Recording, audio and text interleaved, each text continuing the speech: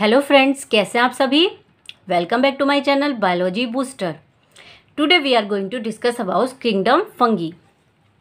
First see what is the habitat of fungi. Fungi का habitat क्या होता है। वार्म एंड ह्यूमिड कंडीशन, यानी जहाँ गर्म होगा और जिस एयर में मॉइस्चर होगा, गर्माहट होगी और मॉइस्चर दोनों साथ में हो गए, वहाँ पे फंगी ग्रोथ करता है, फंगी पैदा हो जाता है। देखिए क्या हुआ इनका habitat, warm and humid condition, mainly saprophytic. ये क्या होता है, मेनली सैप्रोफिटिक होते हैं, ठीक है। यानी सैप्रोफिटिक का मतलब ये होता है मरे हुए मृत जीवी पदार्थों पे आश्रित होते हैं। रोटेन फूड यानी सड़ा गला पदार्थ, फ्रूट, सड़ा गला fruit. Moist bread, moist bread.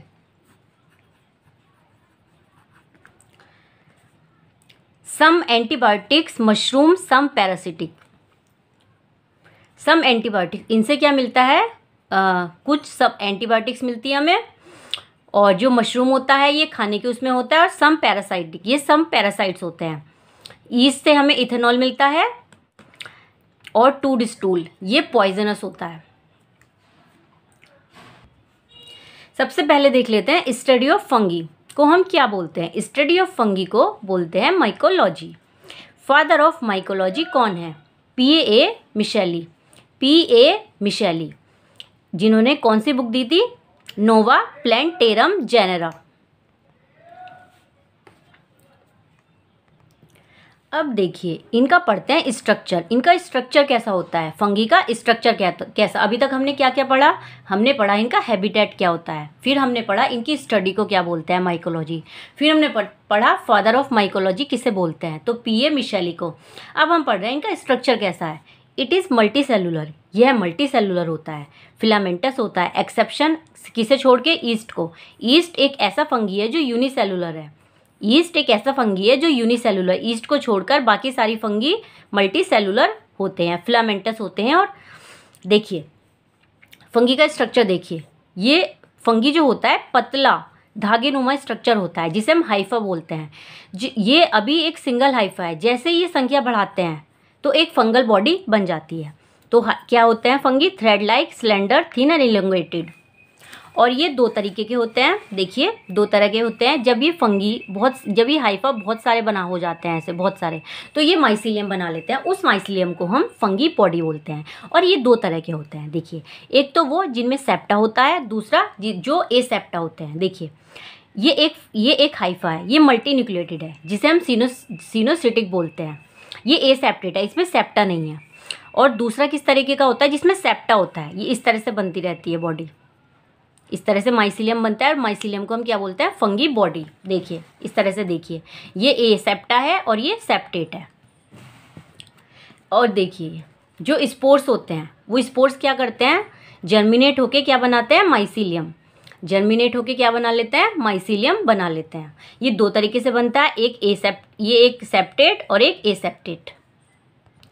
अब पढ़ लेते हैं फंगी के कैरेक्टरिस्टिक। सबसे पहले देखिए, fungi shows great diversity in morphology and habitat. Fungi जो होते हैं वो ग्रेट डाइवर्सिटी शो करते हैं मॉर्फोलॉजी में और अपने हैबिटेट में। यानी इनका जो हैबिटेट होता है वो डाइवर्स होता है, और जो इनकी मॉर्फोलॉजी होती है वो भी डाइवर्स होती है। डाइवर्स का मतलब अलग अलग तरीके का। देखिए मतलब बहुत सारे हमें फंगी का स्ट्रक्चर में डिफरेंस देखने को मिलेंगे। एक फंगी में अलग, दूसरे फंगी में अलग, और इनका जो आवास होता है अलग अलग जगह, ये हैबिटेट होता है इनका। तो ये अपने हैबिटेट में और मॉर्फोलॉजी में डाइवर्सिटी शो करते हैं। देखिए सेकंड पॉइंट देखिए, fungi are mostly found in humus rich soil. जो फंगी होते हैं वो ज़्यादातर ऐसी सॉइल में मिलते हैं जिसमें ह्यूमस हो, जिसमें नमी हो। बट अगर कहीं पर भी है नमी, but the in presence of moisture, मतलब अगर कहीं भी नमी है, कहीं भी नमी की प्रेजेंस है, तो वो कहाँ ग्रो कर सकते हैं, this can grow on leather. Leather पर भी ग्रो कर सकते हैं, वुड पर भी ग्रो कर सकते हैं, पिकल में भी ग्रो कर सकते हैं, ब्रेड पर भी ग्रो कर सकते हैं, और जो सड़े हुए पदार्थ हैं, सड़े हुए फ्रूट्स हैं, उन पर भी ग्रोथ कर सकते हैं। Some fungi live parasitically in plants, animals and human body. जो कुछ फंगी होते हैं वो पैरासाइट के रूप में रहते हैं प्लांट्स पे, एनिमल्स में और ह्यूमन बॉडी में। Chloroplast is absent so fungi are heterotrophs. Fungi के अंदर क्लोरोप्लास्ट एब्सेंट होता है, इसलिए फंगी को हेट्रोट्रोप्स बोलते हैं। यानी फंगी कभी भी अपना भोजन खुद नहीं बना सकता, उसे अपने भोजन के लिए दूसरों पर आश्रित होना ही है, अब वो चाहे सैप्रोफिटिक के रूप में हो या फिर पैरासाइटिक के रूप में हो। आगे बढ़ते हैं। Fungi obtain their food dead organism, matter और लिविंग ऑर्गेनिज्म। देखिए जो फंगी है वो अपना भोजन प्राप्त करता है डेड ऑर्गेनिक मैटर से या फिर जो लिविंग ऑर्गेनिज्म है उनसे, दोनों तरीके से अपना भोजन प्राप्त करता है। अगर ये लिविंग से कर रहा है तो वो पैरासाइट के रूप में कर रहा है, और डेड से कर रहा है तो सैप्रोफिटिक के रूप में कर रहा है। On the basis of source of food fungi are of two types, यानी फूड के सोर्स के आधार पे ये दो तरीके के होते हैं। First is saprophytic, second is parasitic. These fungi obtain food from dead organic matter. जो ये सैप्रोफिटिक फंगी होते हैं ये अपना भोजन डेड ऑर्गेनिक मैटर से प्राप्त करते हैं, यानी मरी हुई मृत जीवी पदार्थों से, सड़े गले पदार्थों से। फॉर एग्जाम्पल ब्रेड से, रोटन फ्रूट से, वेज से एंड डंग से, यानी गोबर से। पैरासाइटिक ये कौन से होता है? They obtain food from living organism. ये अपना भोजन जीवित जीवों से प्राप्त करते हैं। फॉर एग्जाम्पल प्लांट से, एनिमल से और ह्यूमन बीइंग से। आगे देखिए फंगी की सेल वॉल कैसी होती है। Cell wall is made up of chitin. जो फंगी की सेल वॉल होती है वो काइटिन से बनी होती है। ये काइटिन क्या होता है? तो इसे हम फंगल सेल्यूलोज बोलते हैं। फंगी की सेल वॉल काइटिन और पॉलीसेक्राइड से बनी होती है। पॉलीसेक्राइड्स यानी carbohydrates.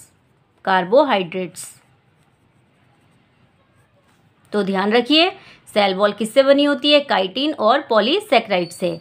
But cell wall of member of class, लेकिन ओमाइसिटीज जो सेल वॉल है ओमाइसिटीज क्लास के मेंबर की, यानी जो ओमाइसिटीज क्लास के मेंबर हैं उनकी सेल वॉल सेल्यूलोज से बनी होती है। तो दोनों में डिफरेंस समझिए, ये पॉइंट आप अंडरलाइन कर लीजिए कि जो सारे फंगी होते हैं उनकी सेल वॉल काइटिन और पॉलीसेक्राइड से बनी होती है, लेकिन जो ओमाइसिटीज क्लास के मेंबर हैं उनकी सेल वॉल सेल्यूलोज से बनी होती है।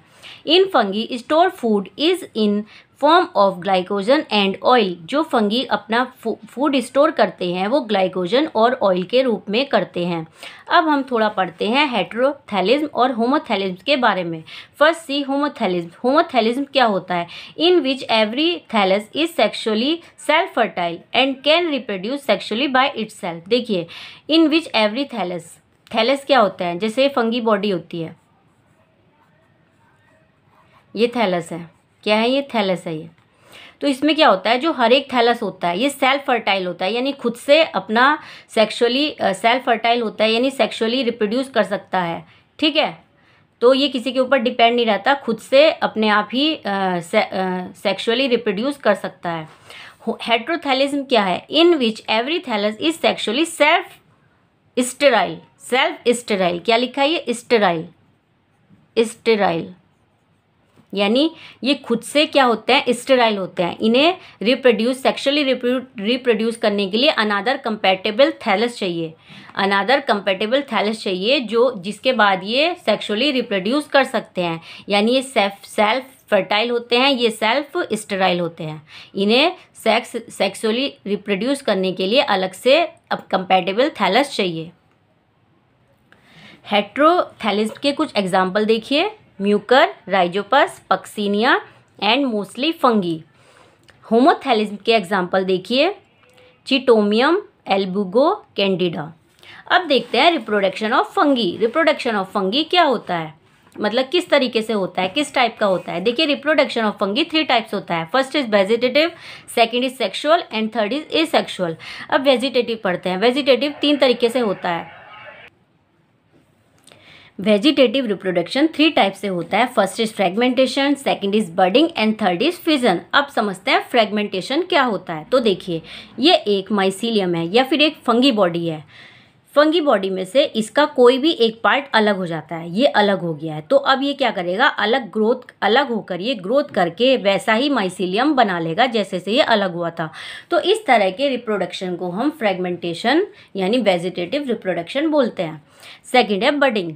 अब बडिंग में क्या होता है, बडिंग में ये एक पेरेंट सेल है, इसके ऊपर एक बर्ड अपने आप से ग्रोथ करने लगती है। जैसे देखिए ये कर रही है, ये करी तो कुछ दिनों बाद ये ग्रोथ करती है, ग्रोथ के बाद ये थोड़ा थोड़ा आगे बढ़ती रहती है, मतलब उसी पेरेंट सेल जैसा स्ट्रक्चर बना लेती है। फिर कुछ दिनों बाद ये अलग हो जाती है, इस तरह से देखिए, तो एक पेरेंट सेल से दो बन गए। तो इस तरह के मेथड को हम बडिंग बोलते हैं। अब फिजन क्या होता है, फिजन समझिए, देखिए ये एक फंगल बॉडी है, तो ये बीच में से अलग हो जाती है, यानी दो भागों में बढ़ जाती है, चाहे ऐसे हो चाहे ऐसे हो। अगर ये ऐसे हो रहा है तो इसे बाइनरी फिजन बोलते हैं, और ये ऐसे हो रहा है तो इसे ट्रांसवर्स फिजन बोलते हैं। तो इस तरह से अलग होकर ये दो भागों में बढ़ जाती है, यानी दो फंगल बॉडी में बन जाती है। तो इस तरह से हमारा वेजिटेटिव रिप्रोडक्शन हुआ ये। अब पढ़ते हैं एसेक्सुअल रिप्रोडक्शन। एसेक्सुअल रिप्रोडक्शन पढ़िए, देखिए, it takes place by the formation of different types of spores. Spores are form by mitotic division. देखिए इसमें क्या होता है, सेक्सुअल रिप्रोडक्शन में स्पोर्स का फॉर्मेशन हो जाता है, स्पोर्स का फॉर्मेशन हो जाता है, फिर वो स्पोर्स क्या करते हैं, जर्मिनेट होके न्यू माइसीलियम बॉडी बना लेते हैं। देखिए सबसे पहले क्या होता है, ये एक माइसीलियम है, ये एक फंगल बॉडी है, ठीक है। ये फंगल बॉडी स्पोरेंजिया बनाता है, उस स्पोरेंजिया के अंदर स्पोरेंजियोस्पोर्स बनते हैं, फिर वो स्पोरेंजियोस्पोर्स जर्मिनेट होते हैं, जर्मिनेशन के बाद वो दोबारा से माइसीलियम बना लेते हैं। तो इस तरह से ये पूरी एक साइकिल होती है। ये एसेक्सुअल रिप्रोडक्शन होता है, जिसमें क्या होता है, स्पोर्स का फॉर्मेशन होता है, और स्पोर्स के फॉर्मेशन के बाद स्पोर का फॉर्मेशन होता है, उसमें स्पोरेंजियोस्पोर्स में क्या होगा, माइटोटिक डिवीज़न होगा, और माइटोटिक डिवीज़न के बाद ये गैमिट बनाएंगे, और गैमिट से क्या बनेगा, माइसीलियम बन जाएगा। इसमें क्या करेंगे, ये पहले एक माइसीलियम एक फंगल बॉडी है, उसमें स्पोरेंजिया बनेगा, स्पोरेंजिया में स्पोर बनेंगे, और स्पोरेंजियोस्पोर्स क्या होगा, जर्मिनेट होंगे, और जर्मिनेट होके माइसीलियम बना लेंगे एक नया। तो इस तरह से एसेक्सुअल रिप्रोडक्शन की ये साइकिल होती है। अब हम पढ़ते हैं स्पोरेंजियोस्पोर क्या है। देखिए sporangiospore, they are formed in sporangium, ये स्पोरेंजियम में बनते हैं। Sporangium is form at the tip of fungal filament. जो स्पोरेंजियम है वो फंगल फिलामेंट के टिप पे बनती है, ठीक है। Those fungal filament in which sporangia, वो फंगल फिलामेंट जो जिसमें स्पोरेंजिया बनती है उसे स्पोरेंजियोस्पोर बोलते हैं, ठीक है। समझिए, देखिए यहाँ पे देखिए, ये देखिए, ये एक माइसीलियम है, ठीक है, ये माइसीलियम है, ये यहाँ पे फ्रूटिंग बॉडी बनी, ठीक है। फ्रूटिंग बॉडी के अंदर ये स्पोरेंजिया बना, स्पोरेंजिया के अंदर स्पोरेंजियोस्पोर बने, ये स्पोरेंजियोस्पोर बने, ठीक है। तो इसे हमने क्या बोल दिया, स्पोरेंजियम। इसके अंदर जो स्पोर बने स्पोरेंजियोस्पोर, और जो ये फिलामेंट है जिस पर ये बन रहे हैं उसे बोलते हैं स्पोरेंजियोफोर। क्या बोलते हैं, स्पोरेंजियोफोर। आगे देखिए, न्यूमस स्पोर्स या फिर sporangiospores are present in sporangium. ये स्पोरेंजियोस्पोर्स स्पोरेंजियम में प्रेजेंट होते हैं। That comes out by rupturing of sporangium and germinate to form fungal filament. ये स्पोरेंजियम में प्रेजेंट होते हैं और स्पोरेंजियम को रप्चर करके स्पोरेंजियम से बाहर आ जाते हैं, जर्मिनेट होके नया फंगल फिलामेंट बनाते हैं।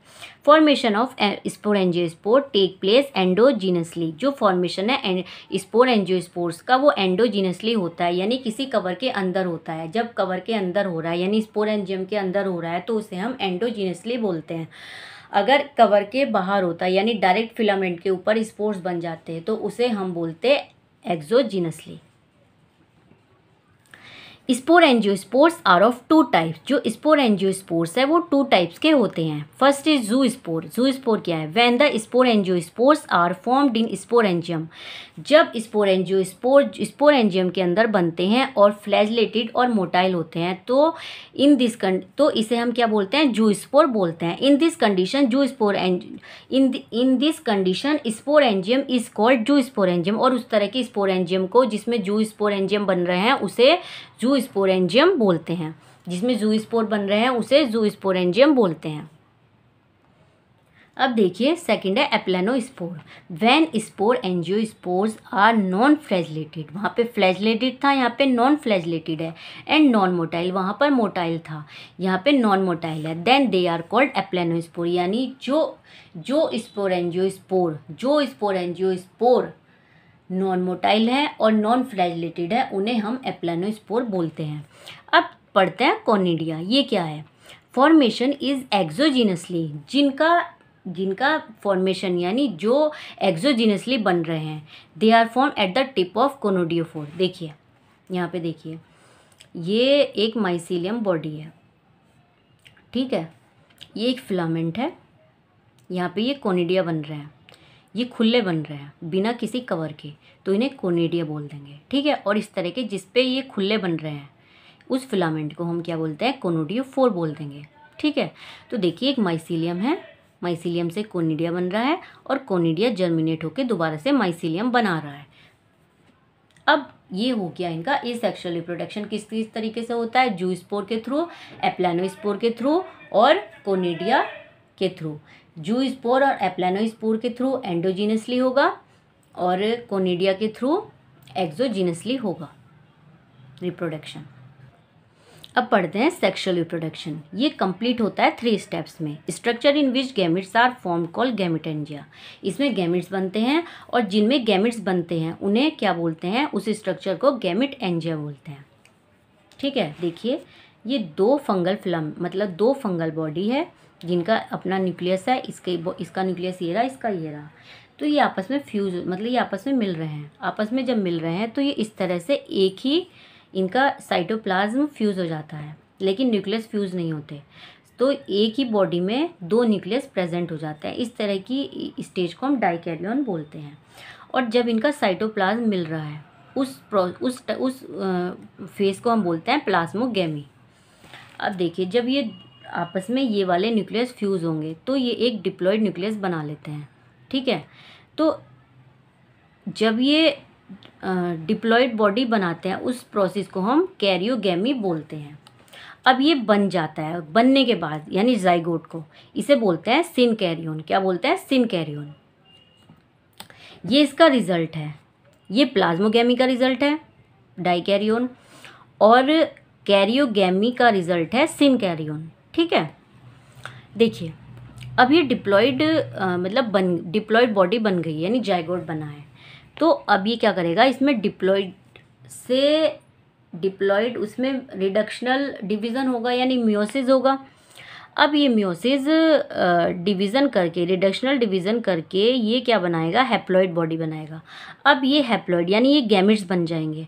अब ये गैमेट्स जब जर्मिनेट होंगे तो ये फिर क्या बना लेंगे? ये दोबारा से माइसीलियम बना लेंगे। क्या बना लेंगे? माइसीलियम यानी फंगल बॉडी बना लेंगे।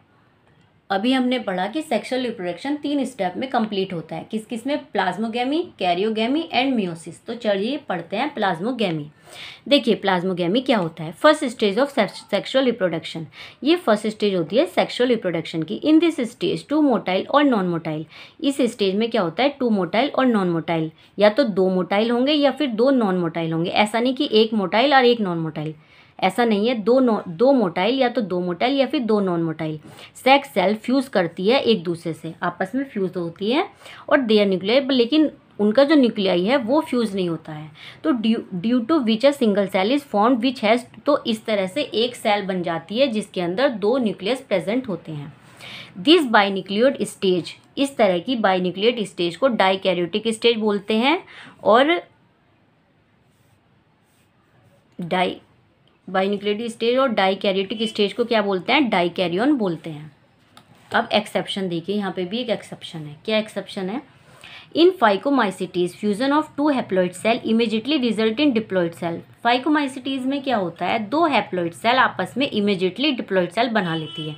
उसमें इस तरह का प्लाज्मोगेमी कैरियोगेमी का ऐसा कोई वो नहीं होता, वो बस दो हैप्लॉइड सेल मिले और डिप्लॉइड सेल बना ली।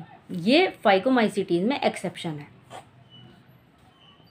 But in case of other fungi, लेकिन दूसरे फंगी में जैसे कि एस्कोमाइटिस हो गया, बेसिडियोमाइसिटीज हो गया, इनके अंदर क्या होता है, पहले डाइकैरियोटिक होगा, पहले प्लाज्मोगेमी होगा और फिर प्लाज्मोगेमी इसमें भी हुआ, लेकिन इसमें जो फाइकोमाइसिटीज है इसमें डाइकैरियोटिक नहीं हुआ, सीधा क्या हुआ, सीधा प्लाज्मोगेमी के बाद सीधा डिप्लॉइड सेल बन गया।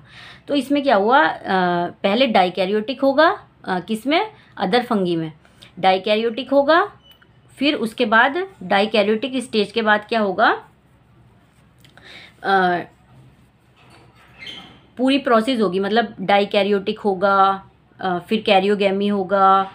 तो इसमें क्या होगा, एस्कोमाइसिटीज और बेसिडियोमाइसिटीज में ये पूरा एक प्रोसेस होगा, बेसिडियोमाइसिस एंड इंटरवेनिंग डाइकैरियोटिक स्टेज, इनमें डाइकैरियोटिक स्टेज अकर्स होती है, यानी होती है।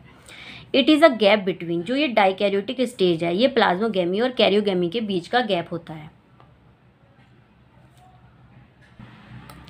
अभी हमने प्लाज्मोगेमी और डाइकैरियोन पढ़ा है, अब हम पढ़ेंगे कैरियोगेमी। देखिए, nuclei present in the cell fuse with each other, जब उन सेल के न्यूक्लियाई आपस में फ्यूज करते हैं तो उस स्टेज को हम क्या बोलते हैं, कैरियोगेमी बोलते हैं, और मिलकर एक डिप्लॉइड न्यूक्लियस बना लेते हैं। फ्यूज किया और डिप्लॉइड न्यूक्लियस बना लिया, तो विच इज़ नोन, और उसका रिजल्ट यानी कैरियोगेमी के रिजल्ट को हम क्या बोलते हैं, सिनकैरियोन। क्या हुआ, सिनकैरियोन। देखिए मियोसिस, अब पढ़ते हैं meiosis. In this stage, meiosis takes place in the diploid nucleus, due to which haploid nucleus and cell will be formed. meiosis में क्या होता है, मियोसिस क्या होता है, डिप्लॉइड सेल होता है, डिप्लॉइड सेल होता है तो वो मियोसिस में वो हैप्लॉइड सेल में, मतलब मियोसिस के बाद हैप्लॉइड सेल बना देता है, वो मियोसिस डिवीज़न के बाद हैप्लॉइड न्यूक्लियस में बन जाता है, जिससे क्या होता है, haploid nucleus and cell will be form. मतलब मियोसिस में तो आप लोग जानते ही हैं कि रिडक्शनल डिवीज़न होता है, अगर डिप्लॉइड सेल होती है तो वो हैप्लॉइड बन जाती है। Sexual reproduction is by the formation. हाँ, अब देखिए जो ये फंगी है इसमें सेक्शुअल रिप्रोडक्शन किस किस थ्रू होता है, जूस्पोर के, ऊस्पोर के, एस्कोस्पोर के और बेसिडियोस्पोर के, इस तरह से इन सब के थ्रू सेक्शुअल रिप्रोडक्शन पूरा होता है फंगी में।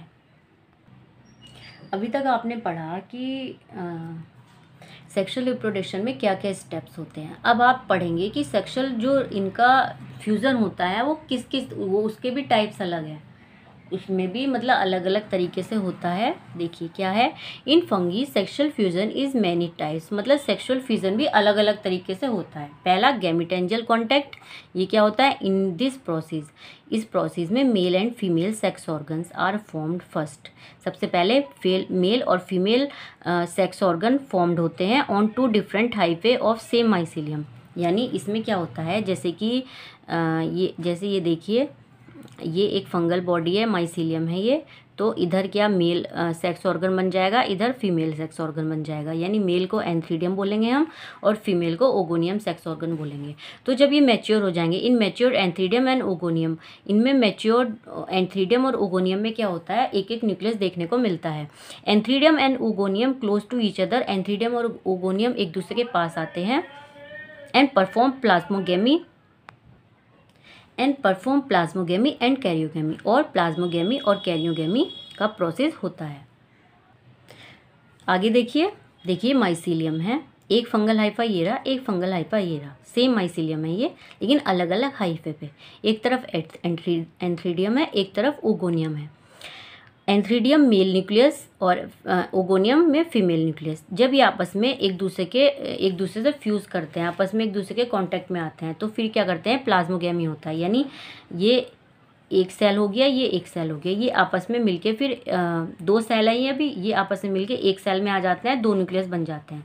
तो जब ये आपस में फ्यूज़ हो रहा है, तो यानी इनका जो साइटोप्लाज्म है वो फ्यूज़ हो रहा है, तो उसे बोलते हैं प्लाज्मोगेमी। और जब इनके न्यूक्लियस आपस में फ्यूज़ हो जाएंगे उसे बोलते हैं कैरियोगेमी। कैरियोगेमी के बाद फिर मियोसिस होता है, मियोसिस से जाइगोट कैरियोगेमी के बाद जाइगोट बन जाता है।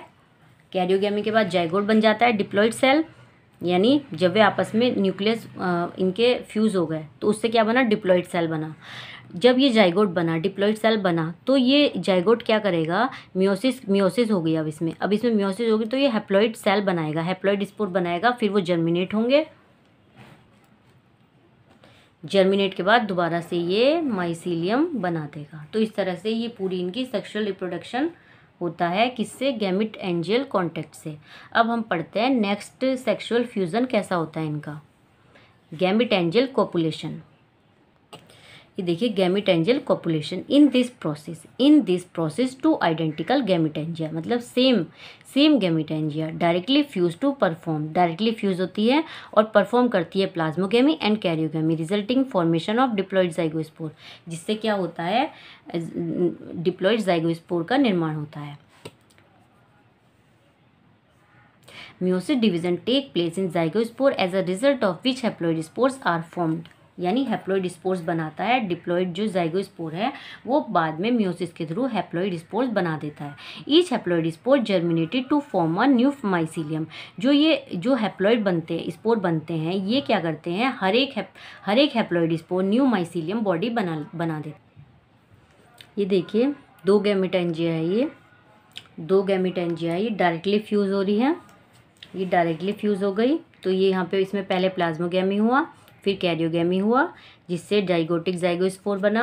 उसके बाद इसमें मियोसिस हुआ, मियोसिस के बाद हैप्लॉइड स्पोर बने, हैप्लॉइड स्पोर के बाद ये जर्मिनेट हुए और जर्मिनेशन के बाद नई माइसीलियम, जो ये हर एक हैप्लॉइड स्पोर है, ये हैप्लॉइड स्पोर है, इनसे हर एक हैप्लॉइड स्पोर से न्यू माइसीलियम बॉडी बनेगी। ये जर्मिनेट होंगे और उससे न्यू माइसीलियम बॉडी बनेगी। अब आगे देखिए ट्रू फंगी। ये कौन से फंगी है, on the basis of morphology of mycelium के मॉर्फोलॉजी के बेस पे, mode of spore formation and fruiting bodies during sexual reproduction are divided into 4 classes. First is phycomycetes, second is ascomycetes, third is basidiomycetes. Hope so guys आपको जितना मैंने आज fungi में बताया है उतना समझ आया हो।